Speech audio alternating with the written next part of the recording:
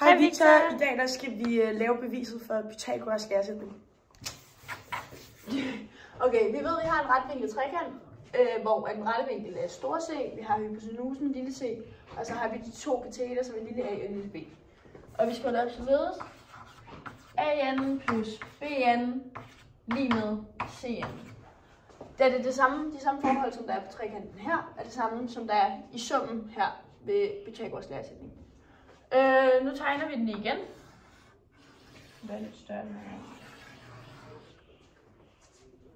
Og vi ved B, C, A.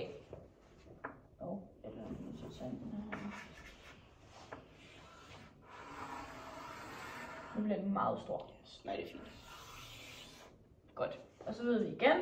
C. I det her tilfælde så er det her A jo. Og B. Tegner vi den igen.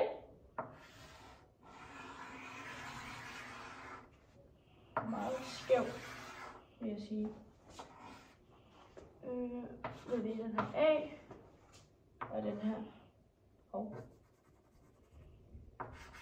B. Ej, den er vildt skæv nu. Fuck det. Den er meget skæv, Victor. Og så den er meget skæv. Nej, den er der. Okay, og så ved vi igen A og C. Nu har vi et kvadrat,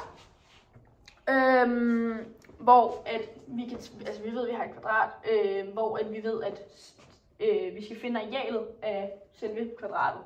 Vi ved, at siderne det er A plus B, derfor skriver vi op. Nu kalder vi bare trekanten kvadratet her for F. Så vi siger, hvad nu det hedder, formlen for at udregne den her, så siger vi A plus B i anden. Dog ligner det her lidt for meget den kvadratsamling, som der allerede er herinde, så derfor så skriver vi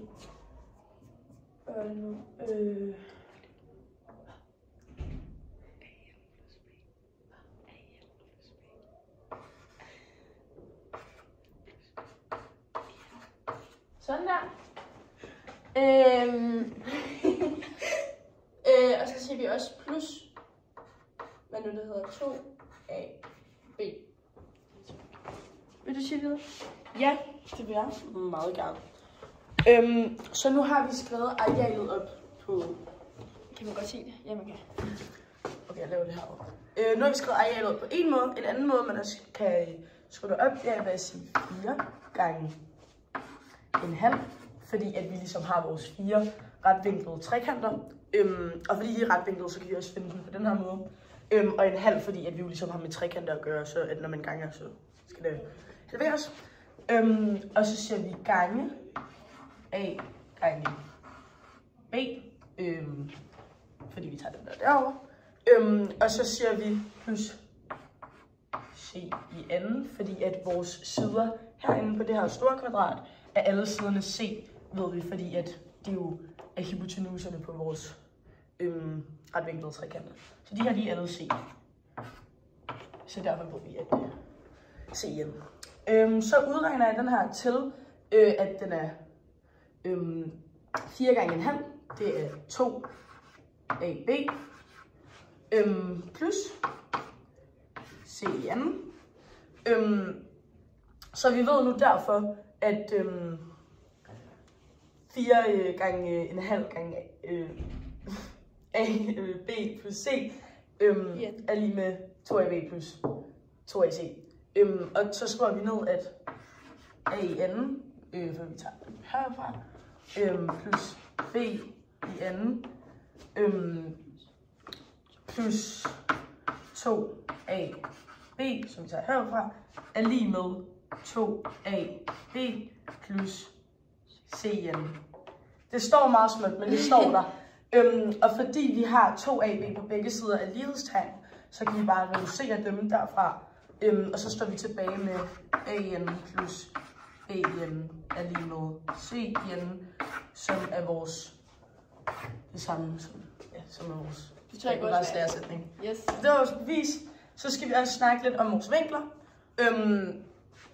Og hvad nu har Vi ved her i vores kvadrat, at hvis vi leger, der er sådan lidt en halvbue her, så ved vi, at vinkelsummen på vinkelsummen her i hvert fald, det er 180 grader, fordi hvis vi leger, at det er en hel cirkel, så er det 380, men fordi vi kun tager halvdelen, så ved vi, at vi har med 180 grader at gøre lige her. Yes. Nu tager du over. Men du skulle lige skrive op. Nej. Og derfor, vi kender vinkel A, og vi kender vinkel B, men vi ved ikke, hvad vinkel C er. Så Yes. den kalder vi V. Yes, okay. Perfekt. Hvad nu det hedder? Vi ved jo allerede, som sagt, ligesom Celine har sagt, vi kan lige skrive det op. 180 lige med A plus B plus V. Fordi vi ved ikke, hvad det er. Hvad nu det hedder? Hvad fanden? Godt. Så kan vi skrive det op. Den skal vi ikke viske ud. Så kan vi skrive det op på en anden måde, for de kan udligne hinanden. Så vi skriver nej, det var faktisk ikke det, jeg skulle sige. Her, hvis man nu i stedet for at tage udgangspunkt i det her, så tager vi udgangspunkt i selve den ene trekant. Så ved vi jo præcis, at vi mangler vinkel C. Men hvis vi har vinkel A og vinkel B, så kan vi sagtens udregne vinkel C. Og i det her tilfælde, så ved vi jo for eksempel at se herovre, det er 90 grader. Så vi skriver, vi kan lige være med 90. Så skriver vi A plus B plus V lige med A plus B plus C. Og vi ved jo, at A og B de udligner ligesom hinanden, så vi har V lige med C lige med 90 grader, fordi vi ved, at C heroppe er 90 grader, derfor er C også 90 grader hernede. Det er den jo sådan set alle steder heroppe i vores kvadrat. Og det ved vi også, at den er i selve kvadratet indeni, fordi vi lige har gjort, hvad nu det hedder, ordet for det. Udregning. Vi har lige udregnet det. Ja. Vi er færdige. Og så skal vi lave en trekant. Flot Nej, trekant. firkant. Ja, det er også en firkant. Det var det. Woo!